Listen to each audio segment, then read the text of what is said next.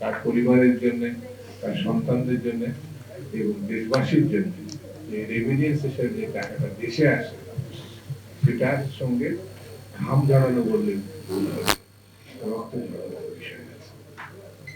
এত নির্মম কষ্টকর যারা প্রবাসী জীবনে ওই জীবন দেখেনি তার বুঝে সেই জন্য আপনাদের কাছে আমার প্রথমে যেটা বললাম, সুন্দর করে মিটিং করলেন, বিনিময় করলেন। আপনারা যারা মনে করেন এই কাজগুলো হওয়ার দরকার প্রবাস জীবনে যারা ছিল তাদের জন্য, তার পরিবারের জন্য, সেগুলো যদি আপনারা আনুষ্ঠানিক ভাবে সুন্দর করে লিখে দিতে পারেন তাহলে সরকারের পালন করা সহজ হবে।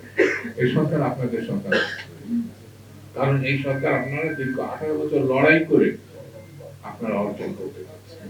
যে নির্বাচনটা হবে দেশের মানুষ না দুনিয়াও জানে বিএনপি এবং ধানের শীষই জয়লাভ।